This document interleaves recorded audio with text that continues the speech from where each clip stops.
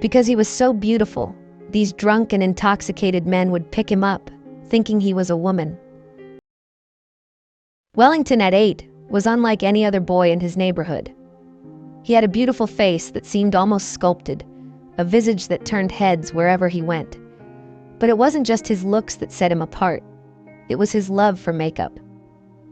Often, he would sneak into his mother's vanity, experimenting with her lipstick and brushes, his little hands deftly applying red lipstick with a precision that would surprise even a professional. Makeup was his solace, his escape from a world that demanded he be something he wasn't. His parents, Mr. and Mrs. Dambicki, were far too busy to notice the emotional needs of their only child. Mr. Dambicki was a stern disciplinarian who believed that academic excellence was the only path to success. He had been raised in a harsh environment himself, disciplined mercilessly by his own father, which he believed had molded him into the successful engineer he was today. To him, Wellington was destined for the same path, and he only paid attention to his academic performance, determined that his son would surpass all his peers. The burden of his father's expectations weighed heavily on Wellington. Every day he was reminded that he had to outperform his classmates, who his father deemed his enemies. As a young child, Wellington received massive beatings from his father, who would bruise his face and body if he dared to fail his assignments or exams. The constant pressure and beatings turned school into a battlefield, where Wellington fought not just to succeed, but to survive. In a world where failure meant pain, Wellington turned to the one thing that brought him comfort: makeup. Since his early years, whenever his father's beatings left scars in his face and body, Wellington would rush to his mother's makeup kit, using foundation to cover the bruises, applying blush to give his cheeks some color, and topping it all off with his favorite red lipstick. He loved the way it made him feel, beautiful, powerful, in control of something, at least for a while. His mother, who had caught him with makeup once or twice, paid little attention. She was too busy with the multi-millionaire business her husband had set up for her, a business she felt indebted to him for. She never challenged Mr. Dambicki, never intervened, and simply hoped that Wellington would outgrow what she saw as a childish phase. One day, as Mrs. Dambicki chatted with her friend in the living room, Wellington passed by, his face carefully painted with the bright red lipstick he loved. Her friend was shocked. "Can't you see your son?" she asked. "Why is he wearing makeup?" Mrs. Dambicki brushed it off with a laugh. "It's just a child's thing. He'll outgrow it." "But you should stop it before it becomes something else," her friend warned. Mrs. Dambicki sighed. "I have no real say when it comes to Wellington. I was just a poor girl who married into the Dambicki's wealthy family. I don't want anything that will turn my husband's anger towards me. Who am I to interfere?" "He'll be fine," she assured, trying to change the topic to business. And so, Wellington continued to live his life in a quiet corner of his own. His father, Mr. Dambicki, cared only for his son's grades, and Wellington worked tirelessly to meet his father's standards, even though the fear of failure loomed large. The boy was not pampered despite the family's wealth. He did chores, ran errands, and always tried to do more to gain some semblance of approval. The only place he found refuge was in his makeup, which his father knew nothing about. But Wellington was being watched. Mr. Musa, a man who lived down the street, had been observing Wellington for a while. Mesmerized by his beautiful face, he would watch from his window as Wellington walked by on his daily errands, biding his time. One weekend, while Wellington's parents were home, Mr. Dambicki sent him on another errand. Along the road, Wellington lost the money he had been given. Panic set in, and he began to cry. Mr. Musa, who had been watching, saw his chance. He called Wellington over, offered him a glass of milk to calm him down, milk he had secretly drugged. Mr. Musa asked Wellington why he was crying, and Wellington narrated it all to Mr. Musa. How he was so scared to return back home because of how mercilessly his father would handle him for losing his money. Mr. Musa quickly comforted Wellington, promising to give him back the money he lost, but on one condition. As the drug began to work on Wellington, weakening his muscles, Mr. Musa's countenance changed, revealing his true intent. He took advantage of Wellington, bending him over and doing the unthinkable. What happened that day was too horrible for an 8-year-old to comprehend. When he was done, He handed Wellington the money as he had promised, telling him not to tell anyone of their little secret. Wellington returned home, sobbing in the dark, unable to speak to his parents, who were not his friends, but distant figures who imposed their rules and expectations. He cried himself to sleep, and that marked the first abuse Wellington had experienced in the course of his little life. The trauma of what happened that day compounded the pain already festering in his young heart. With no one to turn to, no one who would understand or even care, Wellington's behavior grew erratic. At school, he became aggressive, lashing out at classmates, seeing in them the enemies his father had told him about. One day, in a fit of rage, he broke another student's head during a fight. He was expelled, labeled as a problem child. When the school reported the incident to his father, Mr. Dambiki was furious. He scolded Wellington harshly, vowing to teach him discipline the hard way. He decided to send Wellington to his strict aunt in the village, a woman known for her rigid ways. Wellington was to stay there until he was fixed, not allowed back until he had been disciplined properly. His aunt was cruel, and her daughters were no different. They mocked Wellington, made him do all the farm work. He was the one selling their gari at the market under the scorching sun each day.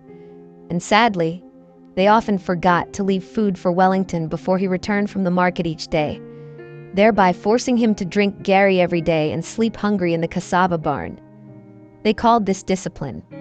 One day, as Wellington was returning home from the market, 3 male touts, smoking and loitering around an uncompleted building, called him over.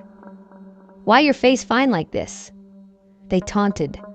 What happened next was another unspeakable violation. They told Wellington not to scream or make any noise, else they would kill him in that uncompleted building, and no one would know. It turned out these men were gay, and so they decided to abuse Wellington all over again, while they took turns. One watched outside to make sure no one was coming. When they were done, they gave him some money afterward, as if that would make up for what they had done. Tears streamed down Wellington's cheeks as he used the money to buy food, eating slowly, painfully, realizing it was the first time in years he had eaten so well. The pain and suffering became too much for Wellington. One day, he took the money he had saved from the touts and fled the village, hoping to return home and end his suffering. But when he arrived, his father was furious to see him back. "You're not supposed to be here," Mr. Dambiki shouted. 2 years, no less." So he told his son to return back to the village and not show his face in the house until he completed his time in the village with his aunt. His mother, helpless, watched in silent agony, knowing she could do nothing to interfere. Her fear of her husband's wrath kept her silent. But the next day, Wellington pretended to be leaving back for the village, but instead he ran away, this time with nowhere to go. He began to sleep by the roadside, surviving on scraps. That was when Lady Ronk, a hairdresser who ran a small salon nearby, found him. She took pity on the young boy, offering him food and shelter. In return, Wellington worked at her salon sweeping, running errands, and eventually doing what he loved the most, makeup. But every night in Lady Ronki's house, Wellington noticed that Lady Ronki would always go out late at night while he slept, and return the next day with a lot of money. He wondered where she always went. Soon, Lady Ronki began to stare at Wellington, thinking to herself of how beautiful he looked, and how she could benefit from it. She decided to condition him to follow her to the brothel where she worked at night, so he could work for her there too. She would collect money from the big gay alhajis and offer Wellington to them, telling him to do well before she locked him in with the men. These men would abuse Wellington all over and over, devouring him from behind, while Lady Ronki took all the money, only paying Wellington back with food. Soon, it became overbearing for Wellington. He felt used. He felt trapped. He had no good clothes to wear or anything. Knowing he was being used, he summoned the courage to begin taking money directly from the men, and this threw Lady Ronki into a state of anger. She cried out, lamenting over Wellington's betrayal after all she claimed to have done for him, and so she threw him out of her house, in the hope of cutting him off from the men she linked him up with. With nowhere to go, Wellington ended up in a brothel home. He begged the women there to let him stay with them, and they agreed so long as he would be bringing in money into the brothel for them. and so this marked the beginning of Wellington's new life as a prostitute. In the brothel, being surrounded by people who had also known suffering, Wellington found some semblance of peace. He dreamed of saving enough money to open his own makeup store one day, a place where he could be himself without fear. He clung to that dream with all the hope left in his young heart, believing that someday he would leave the shadows of his past behind and step into a future where his talent, not his pain, defined him. Years passed, and Wellington began to wear his identity open for all to see. He grew up in the brothel and was fully identified as a woman. He would go with the girls and stand on the roadside where drunk men would stop at night to patronize the girls. Because he was so beautiful, these drunk and intoxicated men would pick him up, thinking he was a woman. When they get to the hotel room, Wellington would give the straight men a condition that they should go straight to the point and enter him from behind. He would not allow them touch him or do any form of foreplay with him in order to prevent them from finding out he was not truly a woman. And if anyone refused, he would walk out on them and return their money. Because these men were drunk, they won't notice that they were being cheated and that they were not actually with a woman, but a man. And so they would always do his bidding. One day, while Wellington was walking with his mates on the street, they came across a poor old woman begging by the roadside. While the others paid her no attention, Wellington felt a pang of pity for the woman. He returned later that day to give her some money, and this became a regular habit. As time went by, they became friends. Wellington took the helpless old grandma to a building still under construction, where she could find shelter. He would bring her food and feed her, day after day. The old woman was so grateful. She felt like she had found a son in Wellington. Normally, people would laugh at Wellington whenever he walked by because of his appearance. But to the old woman, he was a savior. Though most people thought the worst of him and assumed he was useless, Wellington had a pure heart despite his suffering. Whenever he visited, the grandma would sit him down and read the Bible to him, preaching about God and the importance of constant fellowship with him, no matter how difficult life became. Her words touched Wellington deeply, breaking him down, for he had never been taught about God or experienced the love of God in his life. All Wellington had known was rejection. He struggled between the thought of giving his life to God or letting go of his only source of income. Soon, it was time for the grandma to leave and return to her village, where she planned to wait for death. She had suffered all her life and was now ready to go to God. She hugged Wellington tightly, begging him to do her just one favor, to give his life to God, no matter what. Wellington cried uncontrollably, knowing his only true friend was leaving for good. He made her a promise as he watched her leave, never to return again. Before she left, she placed a Bible on the floor for Wellington, challenging him to pick it up the day he decided to give his life to God. She told him the Bible would be waiting for him, and that she would die a happy woman if he did. With teary eyes, Wellington stared at the Bible on the floor. He found himself at crossroads, faced with a decision, to discover God or continue with his old ways. That day, as he returned home, Wellington could not stop thinking. All night, his mind was restless. Finally, he decided he would go back, pick up the Bible, and turn a new leaf. But just before he could act on this decision, he received a call from one of his brothel sisters, who later came home to tell him about a mega-millionaire Al-Haji she had met. She explained that she had told the Al-Haji she was coming with him, and they were to be his clients that night. Wellington told her he was done with that life and planned to leave the next day. However, she cajoled him into joining her for the night, promising him a huge payout and assuring him that he would never have to return to that life again. Reluctantly, Wellington agreed to go with her to meet the client for what he hoped would be the last time. As the girls rendered their services to the wealthy Al-Haji, he was very pleased that night. When morning came, Wellington returned home with a large sum of money he had been paid, but his friend did not come back with him. Unknown to Wellington, she had stolen from the Al-Haji and fled with his millions. When the Al-Haji discovered the theft, he was furious. He decided to set a trap, calling for both the girl and Wellington to meet him by the roadside the next day at night. Wellington tried reaching out to his friend, whose number was no longer reachable, as the Al-Haji had complained. Left with no choice, Wellington innocently decided to meet up with the Al-Haji that night.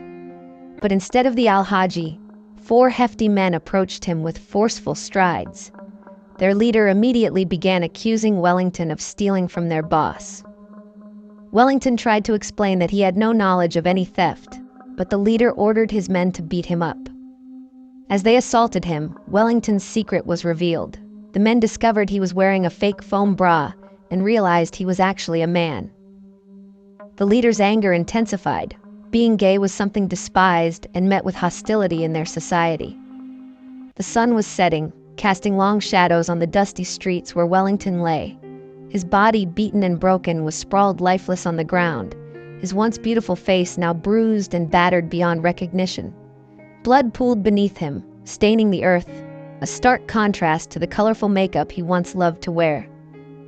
His eyes, now closed forever, held the faintest hint of tears, as if in his final moments he had glimpsed the promise he would never get to fulfill. The day before, Wellington had been filled with hope. For the first time, he had considered the possibility of a different path, a life where he could finally be free of the chains that had bound him for so long. He had stared at the Bible the old woman had left behind, its cover worn and pages yellowed, yet it seemed to glow with a promise of something new. He was torn between the allure of quick money from his dangerous life and the peace he felt in the presence of the grandmother who had become like family to him, the only one who had ever truly seen him for who he was. But Wellington's heart had been heavy. As he tossed and turned on his bed, he thought of the grandmother's words, "Give your life to God no matter what." Her voice echoed in his mind, soft yet firm, a plea wrapped in love. She had hugged him so tightly before leaving, her frail arms conveying a strength that he had never felt from anyone else. He had promised her he would try, and he intended to keep that promise. He had resolved to pick up that Bible and start anew, to choose a different life. But fate, it seemed, had other plans. His sister's unexpected visit had been a test of his will. She had lured him back into his old ways, just for one last night. He needed the money, she had insisted, to finally escape the life that had trapped him for so long. Wellington had hesitated, torn between the promise he made and the desperate pull of what felt like his only option. Just one last time, he had told himself, then I'll be free. But on the night of his last escapade, everything went wrong. He was met not with mercy, but with brutality. The men had descended upon him, fists raining down like thunder, their words like knives. They discovered his secret, and their anger turned into a blinding rage. To them, he was not just a thief, but a disgrace, an abomination. In their eyes, his very existence was an affront to their beliefs and values. Their fury was fueled by ignorance and hatred, and they beat him without restraint, without mercy. Wellington had cried out, trying to explain, trying to plead for his life, but his voice was lost in the blows that kept coming, in the darkness that swallowed him whole. He had planned to pick up the Bible that day. He had planned to start a new life, but life had not given him the chance. Wellington lay there, his body cold, under the dim glow of the streetlights. The world around him continued on, unaware that it had lost a boy with a pure heart. A boy who had been dealt the cruelest of hands, yet still found the strength to care for others, even when no one cared for him. His dreams, his hopes, his promise to the only friend he had ever known, all were silenced in that moment. At the hospital, Wellington's father lay on his sickbed, his face a mask of regret. His health had been failing for months, his strength sapped by a mysterious illness that no doctor could cure. As he lay there, he thought of his son, the boy he had cast away in his pursuit of perfection. His heart ached with a longing he had never known, a desire to hold Wellington, to tell him that he was sorry, that he wished he had been a better father. But now, it was too late. Wellington's mother sat at the hospital, her hands trembling as she thought about her mistakes. Tears stood in her eyes as she whispered, "We will find him. He will come back to us." But in her heart, she felt a deep, unspeakable dread. She had been complicit in her silence, in her failure to protect her child from the man she loved. And now, she too would have to live with the knowledge that they had both failed the one person they were supposed to love unconditionally. They did not know that their son was gone, that he would never return to them, never step through their door again. The Bible the old woman had left lay in the construction site, untouched, waiting for a boy who would never come back. A gust of wind blew through, rustling its pages, as if it too mourned the loss of a soul that had never been given the chance to live. In the village, the old woman sat by her window, looking out at the horizon, waiting for news of Wellington. She knew her time was short, but she clung to the hope that he would find his way to God. "God," she whispered, "take care of my boy." She did not know that he had already left this world, his life taken too soon, his dreams crushed under the weight of a world that had never understood him. There is an old saying, "A child is a seed. Nurture it with love, and it will bloom. Neglect it, and it will wither and die." Wellington was that seed, a beautiful soul who had the potential to blossom, to bring color to a world that so desperately needed it. But instead he was left to wither, his light snuffed out by those who should have protected and loved him. Wellington's story is a cautionary tale for every parent, every guardian, every person who has the power to shape a young life. It is a reminder that love and understanding are more powerful than any amount of discipline or strictness. A reminder that children are not meant to be molded into our own image, but rather to be loved for who they are, to be given the freedom to discover their own path. Wellington did not die because he was weak or because he was lost. He died because the world failed him. Because the people who should have loved him most, who should have nurtured his unique gifts, turned their backs when he needed them the most. May his story be a lesson, a call to action to every parent and guardian. For a child is like clay. It takes the shape of the hands that mold it. Let those hands be kind, let them be gentle, let them be filled with love. For in the end, it is not the child who fails, it is the world that fails the child. And so Wellington's name fades into the quiet of the night, a name that should have been remembered for his gifts, his kindness, his beauty. Instead, it is remembered for a life cut short, a promise unfulfilled. The wind carries his story, hoping it reaches the ears of those who still have a chance to make a difference, to save another Wellington from the same fate. The Bible, left in the dirt, waits for another hand to pick it up, a hand that might find in its pages the peace that Wellington never could. Thank you so much for watching. Please do not forget to leave a like, share, and comment on this story. A big thank you to my amazing family, and until we meet again, stay blessed, and I'll see you in our next story.